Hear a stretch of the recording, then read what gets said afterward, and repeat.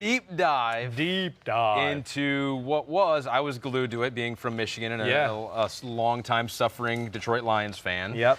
This game gave me hope and optimism, and it gave me a little, I'm like, this team might actually be good. Yeah. So Chiefs O, Lions D, or Lions O, Chiefs D? Where do you want to start? Well, let's go with the big one, the Chiefs O versus Lions D. You got anything there that you want to pepper me with there first off? Yes, I do, actually. I've got something that I want to throw at you. Here it is. Patrick Mahomes, no touchdowns. That's pretty good.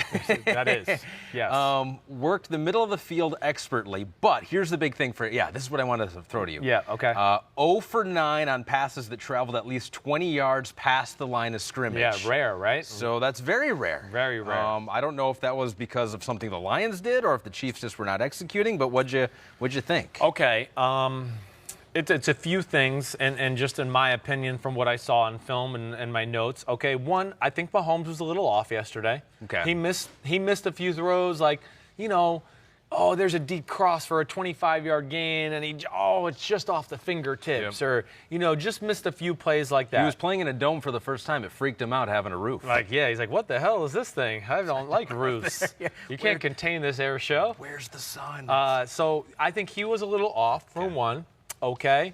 I think that the Lions' game plan might have caught the Chiefs off guard a little bit. Okay. And I say that because I felt like I saw a lot of repeat concepts from the Kansas City Chiefs, which you don't see a whole lot. I saw a few plays where I could say, I saw this play like 5 times already. I saw this play 4 or 5 times already. I don't think they expected to get the plan of attack that the Lions threw at them that way. You said the Lions defense was doing Belichick things. Belichick things, and when I say that, I mean here's Travis Kelce's lined up to the right. He might not be at the traditional put your hand down on the tight end, on the ground, but he's just like a yard away from the tackle or 2 yards standing up like a receiver. The defensive end would hit him right before he rushes. Things like that. That's what they do. Combination coverages. But I think the big thing that might have caught Kansas City by surprise, and this caught me by surprise when I turned on the film too, they played man, in my account, every play of the game except for one. Man-to-man coverage every freaking play. Now, were some of those 2-man, and for all those out there going, what the hell is 2-man? 2 safeties deep, 5 man-to-mans underneath, which allows you to squat on shorter routes, right? Because you got 2 people behind you, so you can be aggressive on the short stuff. But I'm going to just a variety of man-to-man coverages. So they threw a lot of coverages at them, but they were all man-to-man based. It was one robber. It was one rat. It was one funnel. It was, what else am I missing? 2-man, as I said, which is very similar to that in general, except it's just man-to-man with the 2D.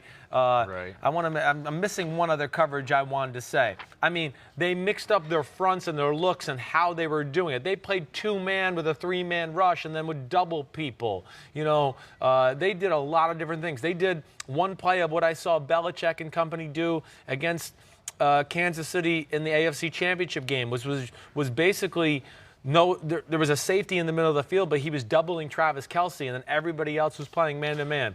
Ahmed, they're playing man-to-man, okay, and everybody's man across the board. Strong safeties man on Travis Kelce, and you go, who's going to cover the backs? Right. And there's 5 D linemen down. And whatever way the back went, that defense end took the back. And then the other one knew he could rush to create the 4th one. Oh, the back went the other way? Okay, I'm this D end. I'll take the back. Now you can rush. Just a lot of stuff like that. But the big thing is, Ahmed, I just couldn't get over how well they covered them regardless. I mean, 27, Coleman, okay, Justin Coleman. Yep. Walker, 21. Those 2 stood out. Justin Coleman, first off, he really made life hard on Sammy Watkins, okay? And I think this is 2 things. Justin Coleman's a really good football player, so that's the first thing I want to say. Yeah. I mean, he's maybe better than I gave him credit for, and that's why Patricia brought him there, because Patricia had him in New England, and then he went to Seattle, and then he came to Detroit. Okay. So he's got knowledge of him. But I was just really impressed with his man-to-man ability to stay with Sammy Watkins. And all of them were punching the ball out. It seems like him included. He punched Sammy Watkins out one time too. And the other thing I'll say too is it proved to me that Sammy Watkins is not in the class of Julio's or Tyreek's or Odell's or, whoever else is those, Mike Evans. He's not that class of the receiver, because you couldn't get away with playing those guys the way they played Sammy Watkins. Okay, Sammy Watkins is really good. I think what I would chalk Sammy Watkins up to, though, at this point of his career is a really low-end number 1 or a great number 2, okay? He's not like a game-breaker number 1 wide receiver. So really impressed with him. You said number 27, Justin Coleman. Or no, not number 27, 21, excuse me. Tracy Walker. Okay. The free safety. Yeah, been playing free safety for them. He did a really good job in man-to-man situations against Travis Kelce. Where Patricia's brilliant, just like I talk about with McDermott. Like, McDermott can play these zone defenses. He could play cover 4, but he'll tweak the rules of cover 4 according to the game plan on a week-to-week basis, right? To where it's always zone, but McDermott, you just go like, damn, everybody always seems to be dropped out right where the quarterback's trying to throw the ball, which is great breakdowns. Well, what New England and Patricia do, because he's from New England, they like to play man, and they like to play man a lot. And what he does is he breaks it down to where, they got to play man, but they're really well coached on the route combination. So when they line up, and let's just say it's 2 tight ends to the left and 2 receivers to the right, like right away, the corners who are covering those 2 receivers to the right, they have like a dictionary of things the coach told them all week.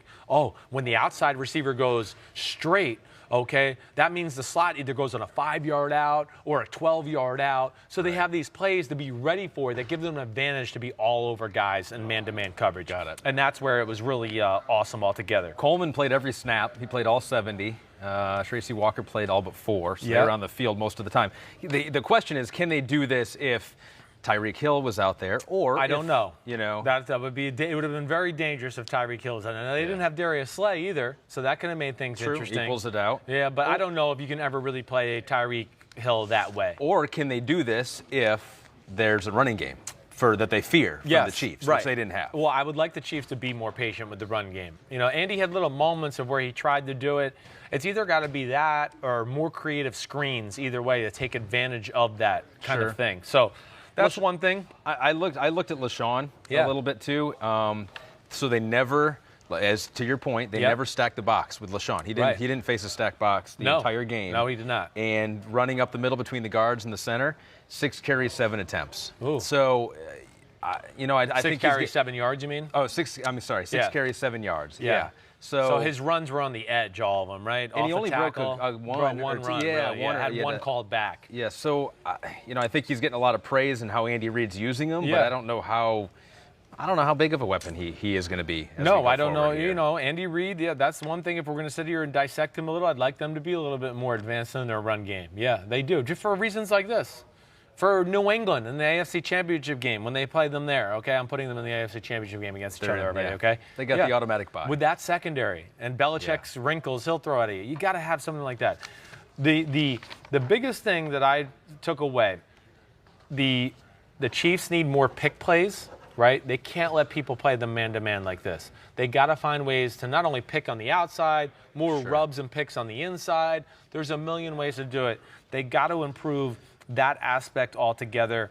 And what's wrong with playing one-on-one ball outside? That's the other thing. I look at them and go, man, you got one of the greatest throwers ever. Yeah. How come Sammy Watkins, we can't just run a go, a comeback, an out route, a comeback, another go, fake the out route and go? You know what I mean? Things like that. You can work the one-on-one game, right? Exactly right. Sometimes you got to do that. Like you saw Aaron Rodgers on Thursday night. Devontae Adams, it's one-on-one? Hey, the rest of you guys, I'm going to work him because I know he'll beat his guy and I'll throw strikes to him all day. I think they need to incorporate a little of that in their offense. The 4th and 8 was a killer at the end of the game. 1:55 to go. If they would have stopped him, they would have won the game to the Lions. But it was man-to-man again. Man-to-man again. They had no one there. Yep. Is that what happened? It is exactly what happened. It's a 3-man rush, okay? They're trying to stop all the weapons in the pass game, which they'd been phenomenal all game long.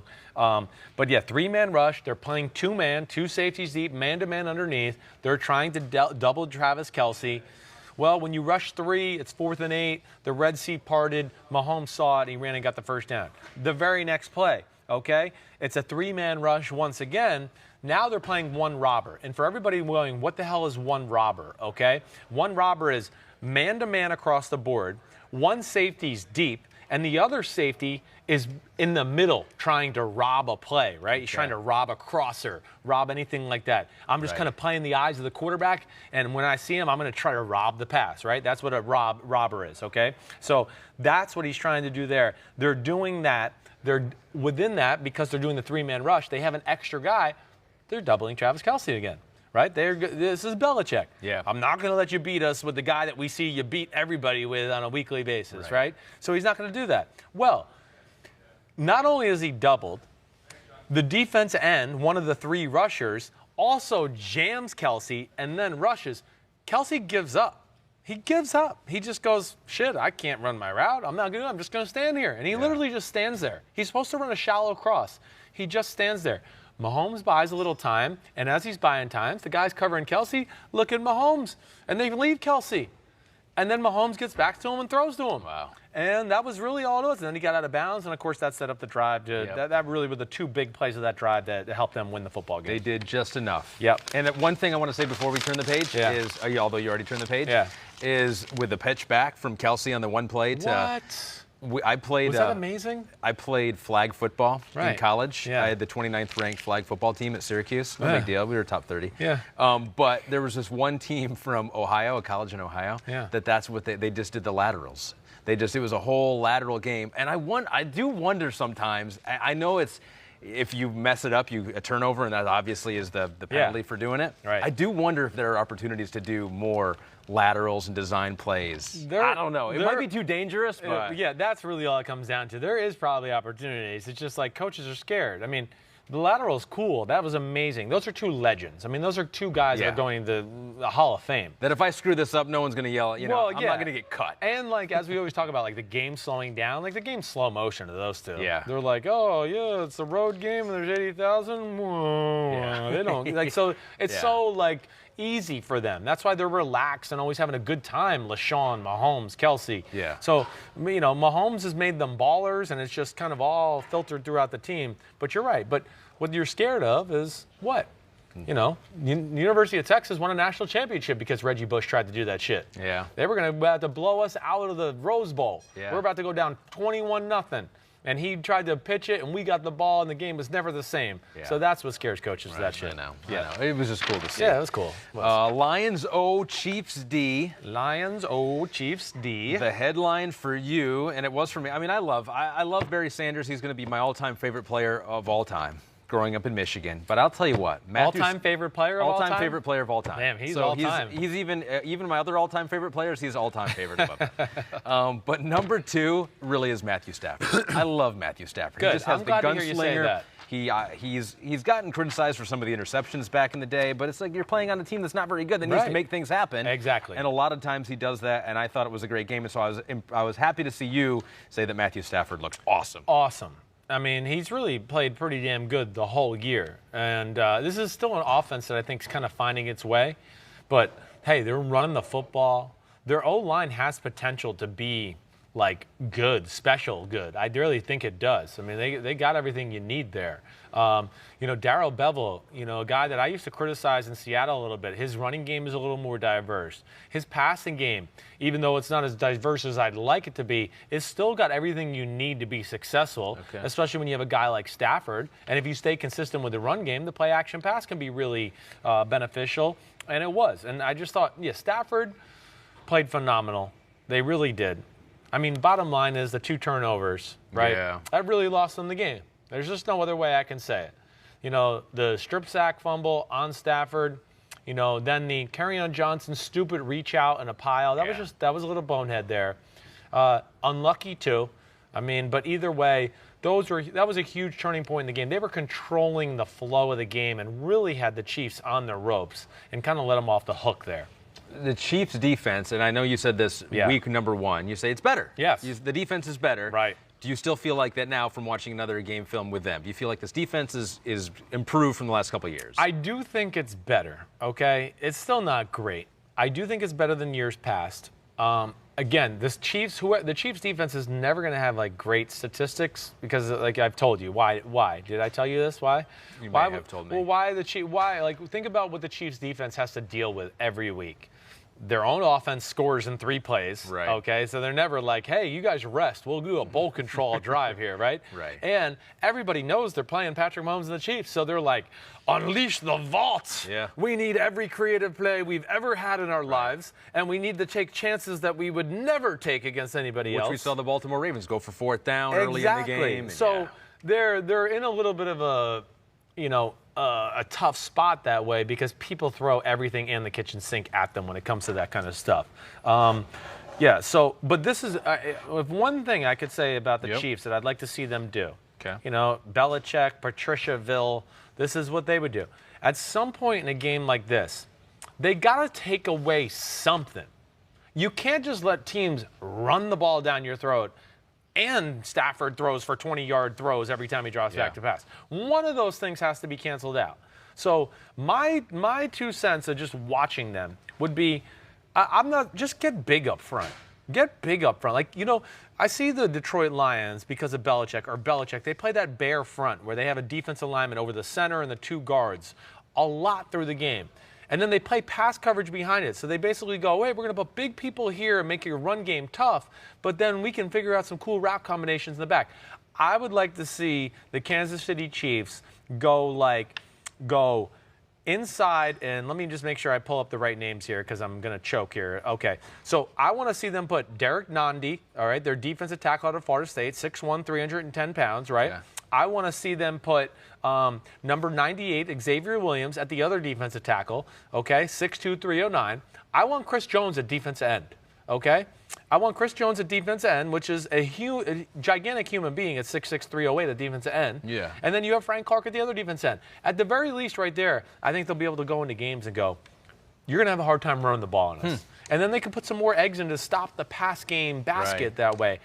They got to figure out something. You're right. You're right. I don't know if I'm right, but that's just the things I would say. Kerryon Johnson ran for 125. Yes. And he did it up 50 of his yards were right up the middle. Were they? Center or guard. There you go. A huge chunk up the middle. I would like to see them do something like that. They need to start being a little more creative in what they want to do. I don't know what it is they want to take away, but I just think on a game-to-game basis, they got to figure out the one thing they want to take away and go with that. And then adjust off of that to whatever the team has to do. But you can't just go, oh, we're going to play sound defense, but really never take anything away. Bend but don't break. Yeah, they're not talented enough to do that. Sure. They're just not talented enough. Can I give one more note on Matt Stafford? Please. They have a rating for most aggressive quarterback in the week. That means what percentage of your pass attempts were in a window of 1 yard or less? Oh, gosh. Matthew Stafford, the most aggressive quarterback of the week, 32% of his passes in tight windows. Laser beams. Still was really good. Laser beam. Hi, I'm Mike Tirico, and thanks for watching. Make sure to hit subscribe for the latest news and highlights from NBC Sports.